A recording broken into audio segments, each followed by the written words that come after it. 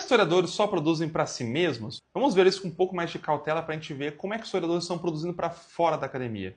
Olá, meu nome é Gabriel, faço doutorado em História na UFOP, e se a gente observar a produção de história que existe em podcasts no Brasil, os maiores podcasts de história, você vai ver que a maioria é dominado por historiadores, ainda mais historiadores que já tiveram mestrado e doutorado em universidades públicas brasileiras. Então essa ideia de que os historiadores produzem só para si mesmos, para dentro, é uma ideia que já está um pouco antiga e que não acontece mais muito não. Vamos ver o História FM, por exemplo. É um dos principais podcasts de história do Brasil, com um alcance gigantesco, e lá quem produz é o Iclis, e ele é doutor em História pela Universidade Federal de Santa Catarina. Então é um historiador, vamos pensar assim, um historiador acadêmico produzindo para um grande público.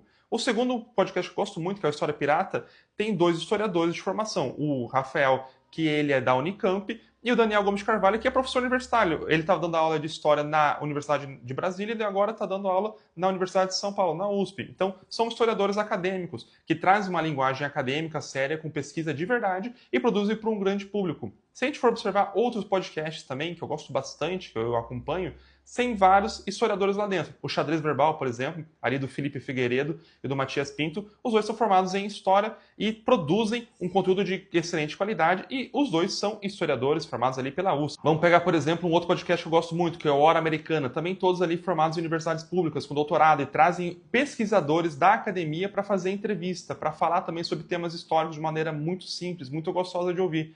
Então, se a gente for ver, os historiadores eles não estão presos na academia, eles não falam só para dentro. Eles podem até escrever artigos acadêmicos, e esse é um formato de escrita muito comum, e ele é para os pares. O artigo acadêmico não é fácil para todo mundo conseguir ler, isso a gente consegue reconhecer. Mas falar que historiadores só produzem para si é muito complicado, e eu acho que não é mais a realidade hoje em dia. Então, falar que historiadores só produzem para si é algo bem complicado. Hoje em dia já tem muita produção para fora, já tem muitos debates, já tem até uma área específica só para isso, que é a história pública.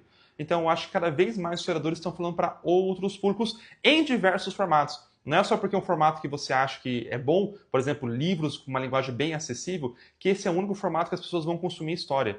E outra coisa para finalizar esse argumento aqui, precisa existir diversos tipos de formato e diversos públicos. Eu sou um consumidor de história pública voraz. Eu vejo filmes históricos, escuto muito podcasts, mas eu não vou consumir qualquer tipo de história pública, qualquer tipo de divulgação, e eu preciso que tenha uma produção voltada para o meu público, para mim, para os meus gostos. E eu acho que os historiadores hoje em dia estão produzindo bastante para um público bem ampliado. Se você concorda comigo ou discorda, coloca o seu argumento aqui para a gente nos comentários.